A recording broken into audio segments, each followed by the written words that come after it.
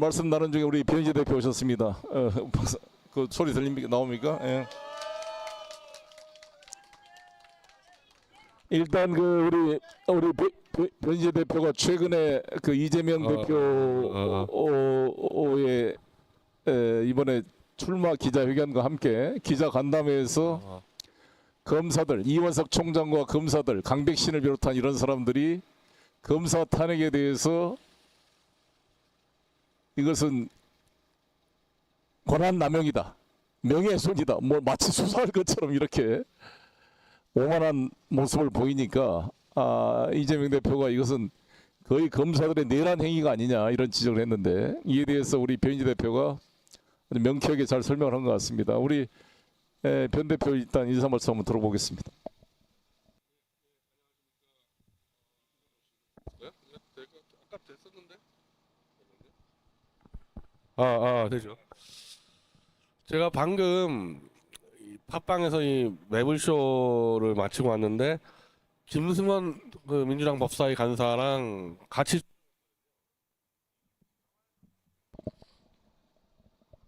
예. 근데 오늘 김승원 간사가 제 책을 다 밤새 읽었다고, 태블릿 책을. 이런 정도 조작이면 이거는 이 군사독재 시절 때 고문보다 더한 범죄다.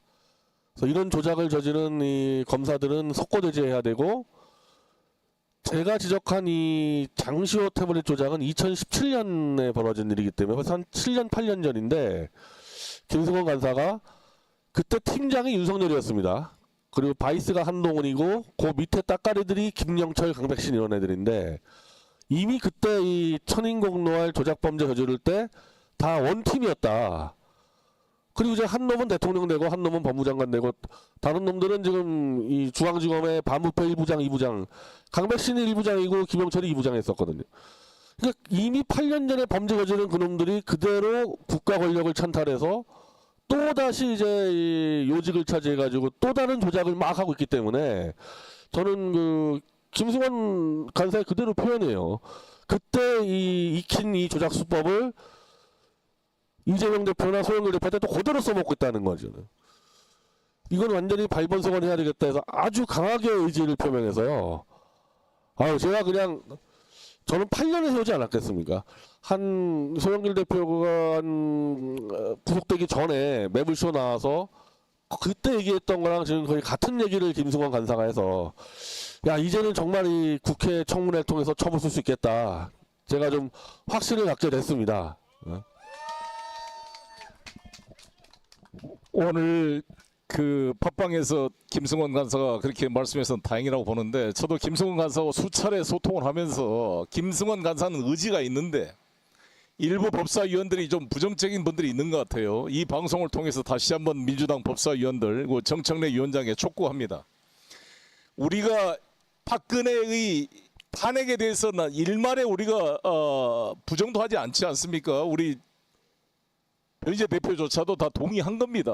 그러니까 이 박근혜 정권의 그런 무능함과 국정농단을 방치하고 이런 것에 대한 탄핵 소추는 다 정당했고 국민들이 다 공감했고 헌법재판소가 이미 결정을 낸 사안입니다. 그러나 이와 별개로 태블릿 PC를 조작을 해가지고 이걸 형사범죄로 만들어서 한동훈이 30년 구형을 한 거 아닙니까? 이 경제공동체 이론까지 만들어가지고. 근데 이 행위에 대해서 우리가 그때 우리가 박근혜 대통령의 탄핵을 찬성했다 그래서 없는 죄를 조작해서까지 이렇게 형사범죄로 30년을 구형해라고 동의한 것은 아니지 않습니까? 맞습니까? 따라서 이러한 범죄 행위는 진영 논리를 떠나서 밝히지 않으면 안 된다는 거죠. 그리고 이러한 행위가 왜 그러냐면 이 윤석열, 한동훈 이 특수부 용역 깡패 정치가 아니 문재인 대통령을 속여가지고 마치 문재인 대통령한테 충성할 것처럼 거짓말해서 조국 수석도 속이고 노영민 실장도 속여가서 중앙지검장 검찰총장이 돼가지고 일종의 검찰 쿠데타를 한 거 아닙니까? 그래가지고 지금 와서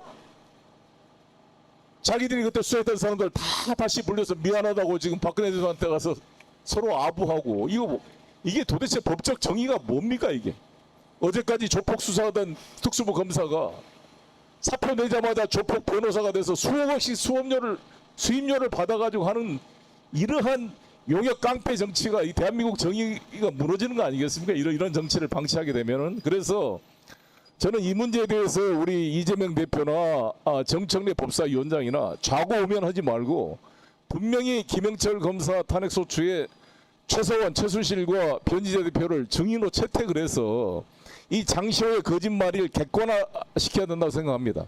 꼭 다시 한번 촉구하고 우리 이 송영길 TV 보시는 모든 분들도 그런 공감대를 만들어서 이 법사위가 꼭 해야 된다고 봅니다. 만약에 김영철 검사를 이렇게 흐지부지 해버리면 나머지 3명 검사는 이재명 대표 수사와 직간접 관련이 돼 있는 사람들이기 때문에 결국 정치 보복 수사다, 이런 보복 탄핵이다, 이러한 프레임을 그런 시비거리를 제공할 수가 있는 것입니다. 그래서 저는 이 문제가 김영철 검사의 이 탄핵 소추 문제가 매우 중요하다고 보는데 이 문제에 대해서 우리 변 대표님이 좀 더 한번 정리된 말씀을 들어보겠습니다.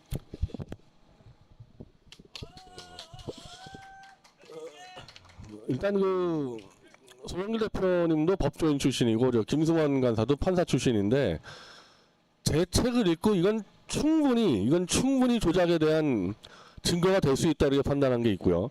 저는 제 책 제목에다가 아예 윤석열 한동훈이 태블릿을 조작 날조했다라고 제목을 갖다 박았어요.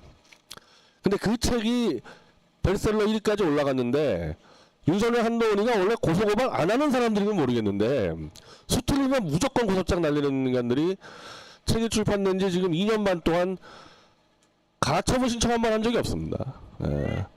그래서 제가 이미 PT 자료도 만들었는데요.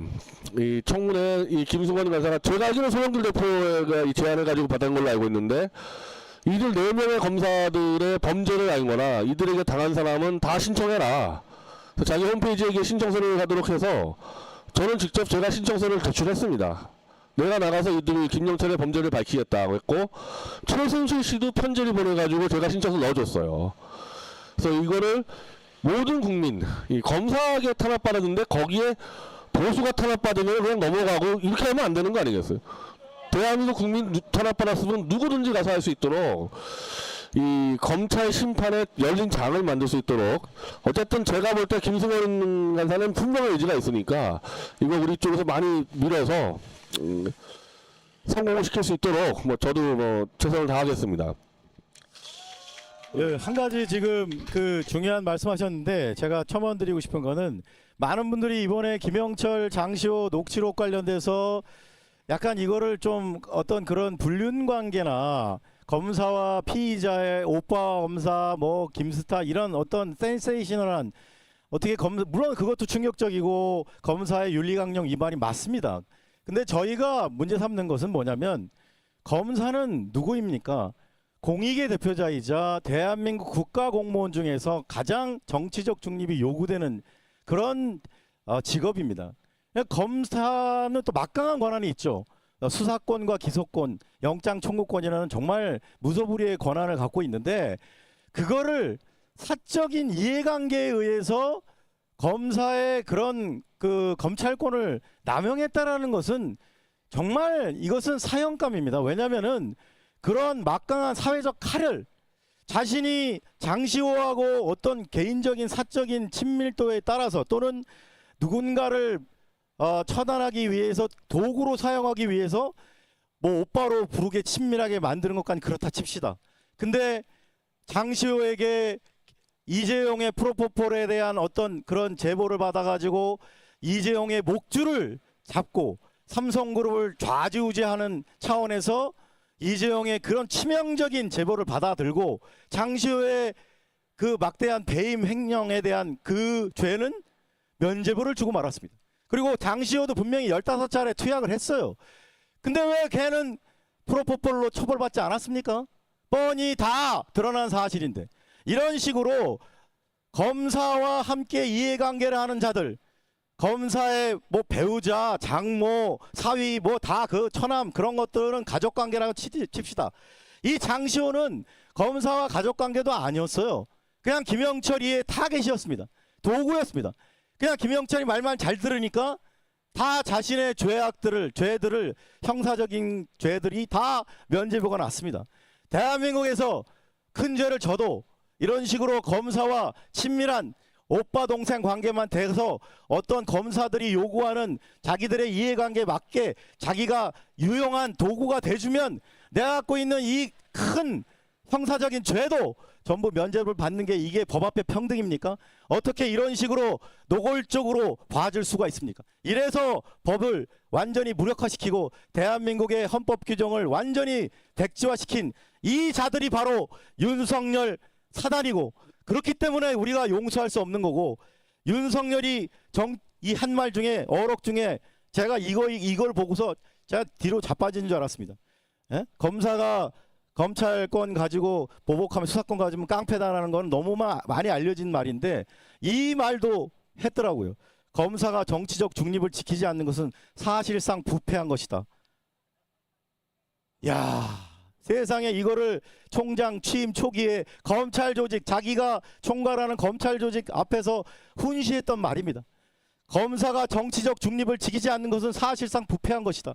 세상에 이렇게나 썩은 내가 풀풀 나는 부패한 검찰 조직이 대한민국 70년 역사에 존재한 적이 있습니까, 여러분?